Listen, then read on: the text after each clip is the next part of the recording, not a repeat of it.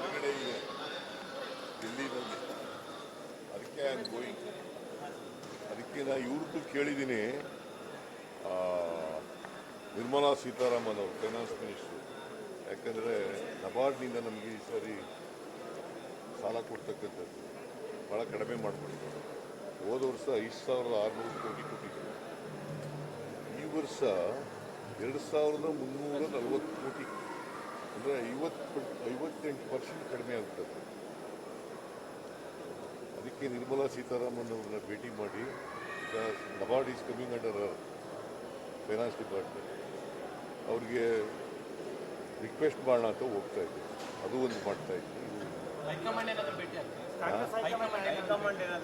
ಇಲ್ಲ, ಇವತ್ತು ನಾನು ನಾಳೆ ಸಾಯಂಕಾಲ ಬರಬೇಕು ವಾಪಸ್ಸು.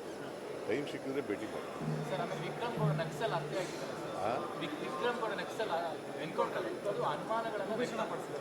ಯಾರು ನೋಡಿಯಪ್ಪ, there is a standing order. ಅವರು ಸರೆಂಡರ್ ಆದರೆ ಅವ್ರಿಗೆಲ್ಲ ಅವ್ರು ಸರೆಂಡರ್ ಆಗಲಿ. ಕೇರಳ ಸರ್ಕಾರ ಅವ್ರಿಗೆ 25 ಲಕ್ಷ ರಿವಾರ್ಡ್ ಕೊಟ್ಟಿದೆ. ನಮ್ಮ ಸರ್ಕಾರ 5 ಲಕ್ಷ ರಿವಾರ್ಡ್ ಕೊಟ್ಟಿದೆ. ಅವರು ಸುಮಾರು ಕೇಸ್ಗಳಲ್ಲಿ ಇದ್ದರು. ಸೊ ಹಂಗಾಗಿ ಅವ್ರಿಗೆ ಎನ್ಕೌಂಟ್ರ್ ಮಾಡಿದ್ದಾರೆ ಅಷ್ಟೇ. ನೀವು ಅಪ್ರಿಷಿಯೇಟ್ ಮಾಡಬೇಕಲ್ವ. ನಕ್ಸಲೈಟ್ಸ್ ಈಗ ನಕ್ಸಲಿಸಮ್ ಇರಬೇಕೋ ಹೋಗ್ಬೇಕೋ? ಮತ್ತೆ ಹೇಳಿದ್ರು